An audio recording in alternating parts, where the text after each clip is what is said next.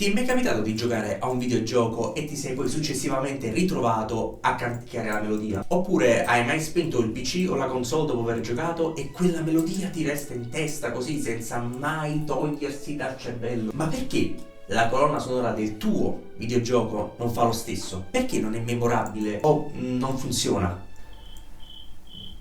E che cazzo ne so? Ah no, io sono qui proprio per questo. Ma perché la mia colonna sonora non viene riconosciuta? Perché non è memorabile? Ma soprattutto, come faccio a dare alla mia musica l'identità sonora che voglio? Eppure ci sono delle musiche di alcuni giochi che ci rimangono nel profondo. Ci sono musiche che raccontano storie, che sembrano addirittura parlare con i giocatori. Ogni nota, ogni accordo, ogni pausa, ogni intervallo sembra raccontare qualcosa. Però perché ci sono delle colonne sonore che funzionano e altre, magari come le tue, come quella del tuo gioco, non funzionano? E ora sul cazzo.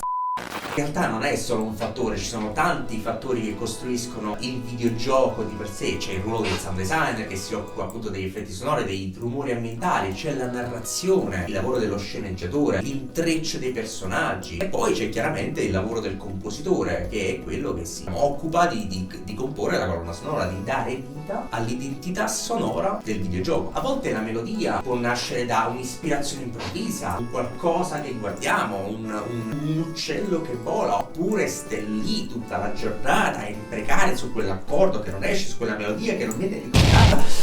No, ma in un'industria sempre più affollata, come possiamo far sì che la musica del nostro videogioco non sia solo parte dell'esperienza, ma sia soprattutto memorabile? Ed è qui che arriva la parola dell'esperto, che oggi non è riuscito a esserci, quindi ci sarò io.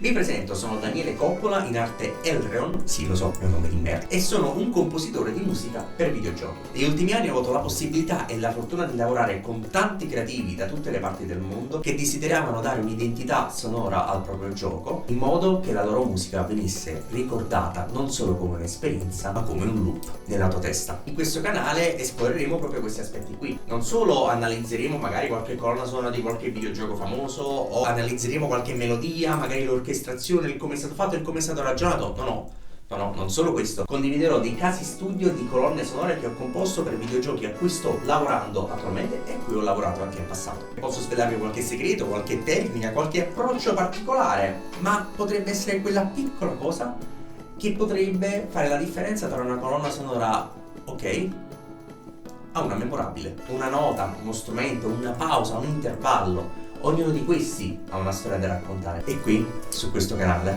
sveleremo il lato nascosto della musica dei videogiochi. Bella sta frase? Sì, effettivamente.